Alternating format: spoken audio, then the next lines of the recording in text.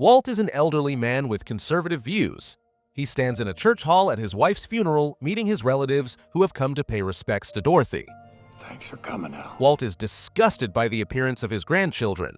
All the piercings, cell phones, and their careless attitude toward everyone and everything make him hold back, as the setting demands tolerance. The younger the relatives, the more burdensome they find these funerals and memorials. Walt himself doesn't enjoy being in a crowded house. He takes his dog and steps outside for a walk. However, he doesn't like it outside either. He notices a crowd of guests going into the Hmong neighbor's house. Spitting on the ground, Walt turns around and trudges back to his garage. But even there, he doesn't get to be alone. In the garage, he finds his granddaughter hiding with a cigarette. Quickly dropping the butt to the floor, she distracts the old man with a question. What will happen to his vintage car and the living room couch after his death? Such impudence goes unanswered by Walt. He adjusts the cover on his Gran Torino and steps back outside. Inside the house, he opens the front door and sees the neighbor boy on the porch. The boy asks for jumper cables, but Walt has always been tough, especially after the Korean War. He sternly reprimands the visitor for disrespecting the memorial service and slams the door in his face.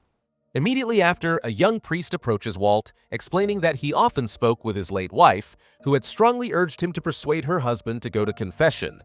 Hearing this, the old man responds harshly to the clergyman, leaving him to digest the rude reply. Finally, the event comes to an end, and all the guests leave for their homes. The next morning, the local priest visits Walt again, noting that he hasn't seen the old man in church for a long time. However, Walt practically slams the door in his face, voicing his opinions about the young man. Next, we see the neighbor boy who had earlier asked Walt for jumper cables. This time, Tao is walking along the sidewalk when a car with local thugs pulls up beside him. Without mincing words, they tell him to go back to his country and stop walking on their land. At that moment, a car carrying members of another gang appears at the intersection. The driver, recognizing his cousin Tao, steers closer to assess the situation. After a brief verbal altercation, the car with the thugs drives off, as their pistol is no match for the Hmong gang's Uzi. Left alone with his cousin, the driver urges Tao to get in the car, but the boy prefers not to join any gang and silently walks away. This doesn't sit well with his cousin, who later returns to Tao's house with friends, once again trying to convince him to join them. As a result, the boy is forced to agree and is immediately given his first task. His neighbor has an excellent car in the garage, a Gran Torino. It's in perfect condition and worth a fortune, making it a fitting initiation into the gang. In the evening, we see the car's owner at a bar with his friends. Their group of older men is interrupted by the priest. Having promised Walt's wife, he seeks out her husband again to talk about him and God. Seeing the young padre's persistence, the old man moves to a nearby table to speak with him. Their conversation, however, does not bring Walt any peace of mind. That night, he is awakened by a strange noise. Walt realizes that someone has broken into his property. He loads his rifle and heads to the garage. There, he encounters Tao and nearly shoots him, but trips over something at the last moment and falls. Taking advantage of the moment, the boy bolts out of the garage and runs, ignoring the shouts of his accomplices waiting in a car nearby. The following night, the gang forces Tao to go after the neighbor's car again. Tao resists, and a fight breaks out, spilling onto Walt's lawn. The brawl is interrupted by the old man with his rifle. The gang is forced to jump into their car and drive away. Walt ignores the neighbor's gratitude and simply retreats into his house. The next morning, his porch is covered with gifts from thankful neighbors. Well, they're wrong. Now, I just want to be left alone. Thank you. Later, while driving through a rough neighborhood, he sees Tao's sister, Sue, being harassed by 3 thugs. Pulling up and drawing his pistol, he gets the girl into his car and drives her away from the startled punks. In gratitude, Sue invites Walt to her home for a barbecue. Surprisingly, Walt agrees, and she introduces him to her large family. Unaware of Hmong traditions, Walt immediately breaks a few customs, but tries to maintain his composure. A bit later, Sue leads him to the basement where the younger crowd is hanging out. There, Walt notices a quiet Tao and a girl who keeps glancing at him. After everyone leaves, a slightly drunk Walt approaches Tao and calls him a wimp for not talking to the girl who couldn't take her eyes off him. Having said his piece, the old man heads back home. Morning comes, and Walt has to accept that flowers and treats keep appearing on his porch, as if he's become a local hero. Later, the neighbors inform him that Tao will now work for him for an entire week to cleanse the family's honor. My mama said he dishonored the family, and now he has to work off his debt. Walt reluctantly agrees. For the first couple of days, the old man assigns the boy random tasks to keep him out of the way, like counting birds in a tree. Yeah, I can count. Good. But over time, he starts giving him real work, growing more fond of him due to his genuine dedication and strong work ethic.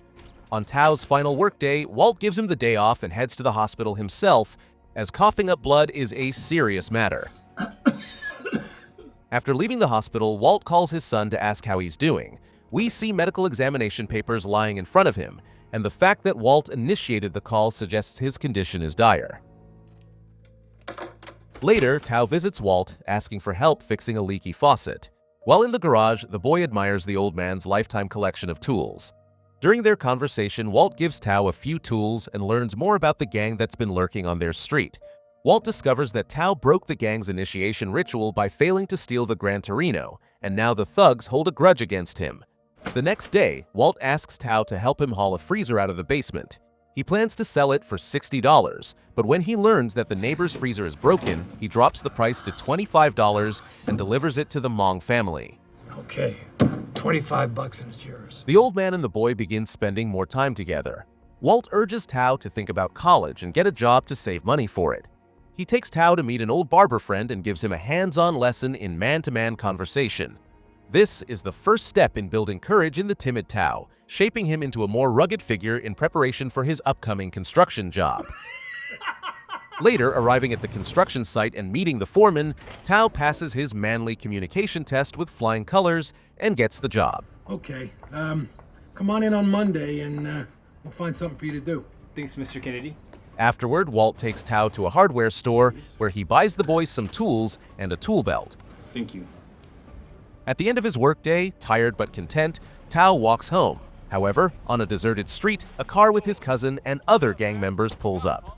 The thugs get out of the car and surround him. The tools he just received are smashed to pieces against the asphalt. Man, fuck it. Let me go. Let me go. But that's only the beginning. Soon, a cigarette is extinguished on Tao's cheek as punishment. A few days later, Walt sees Tao, his cheek swollen, his tools gone, and his spirit crushed. The old man finds out who's behind this mess and allows Tao to take another set of tools from his garage. However, when asked where his cousin lives, Tao refuses to give the address, hoping to keep Walt out of trouble. Determined to handle things himself, Walt decides to confront the gang. He tracks down the cousin and waits for him to leave. Then, armed with his pistol, Walt knocks on the door. And when one of the gang members opens, he delivers his message with kicks and punches, making it clear they should leave Tao alone and pass the word to the rest. One morning, Walt grills steaks in his yard for Tao and his family. During their conversation, he learns that Tao has finally asked the girl out on a date. Wanting to do something nice for the boy, Walt offers him the keys to the Gran Torino for his big date. You'd let me take the Gran Torino? Yeah, I'd let you take the Gran Torino. That night, the neighbor's house is sprayed with automatic gunfire. The cousin, ignoring Walt's warning, delivers his response with violence. After the shooting, he floors the gas pedal and the car with his accomplices disappears into the darkness. Hearing screams of pain, Walt rushes to the neighbor's house. No one is injured, but Sue is missing. She's neither at home nor at her aunt's, where she was supposed to go. Sometime later, Sue returns home beaten and violated. Seeing her in this state, Walt is so stunned that he drops the glass in his hand. Back at his house, consumed by rage and guilt, he smashes furniture before coming to a decision. The priest visits him and says he has taken Sue to the hospital. The padre questions Walt's plans as he understands his feelings. Being young himself, the priest admits he feels anger and a desire for revenge. But as a clergyman, he cannot act on those emotions. Instead, he tries to dissuade Walt from doing anything rash, but his efforts fail. The next morning, Tao storms into Walt's house, furious that the old man is sitting and contemplating instead of taking revenge on the gang. Walt explains to the boy that they need to calm down and think things through carefully. He sends Tao home with strict instructions to stay there until 4 o'clock. Though upset with Walt, Tao leaves, unwittingly playing into the old man's plan. The following day, we see Walt mowing his lawn, then taking a bath and finally visiting his barber friend. In addition to a haircut, he asks for a clean shave. Afterward, Walt heads to a tailor and orders a suit. And finally, he goes to the priest to confess. The padre is nervous, convinced that Walt has either already done something or is about to. Nevertheless, he agrees to hear the old man's confession. Son, and the Holy Spirit. The next morning, Walt and Tao sit in the kitchen cleaning weapons. A bit later, Walt calls Tao into the basement, where he keeps a chest filled with his military medals. He gives the boy his silver star, earned during the war, and explains that there's always a chance you won't come back, just like in war. Seizing a moment when Tao is preoccupied with closing the chest, Walt quietly steps out of the basement and locks the heavy metal door behind him, trapping the boy inside. No! Wait! Walt! Walt! Walt then visits his neighbors and leaves them his dog. The animal looks sadly at the departing old man as if it understands everything. Next, Walt calls Sue, telling her about her brother locked in his basement and where to find the key to the front door. Late at night, Walt stands on the porch of the cousin's house. Laughter and conversation echo from inside, the gang enjoying themselves. Spotting him through the window, the thugs step outside onto the porch, guns in hand.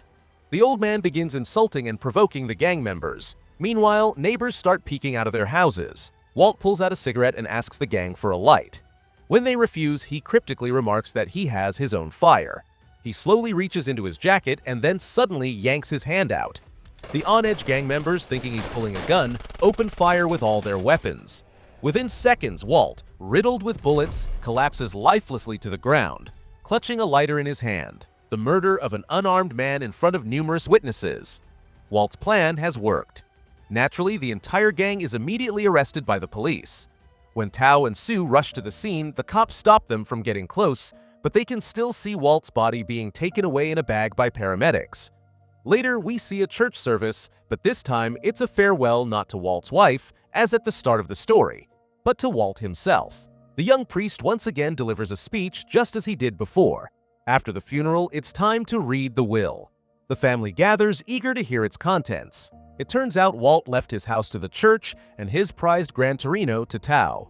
In the final scene, Tao is driving the Gran Torino, with Walt's dog sitting in the passenger seat. Tao looks ahead, a faint smile on his lips, but his eyes reflect a deep sadness for his lost friend.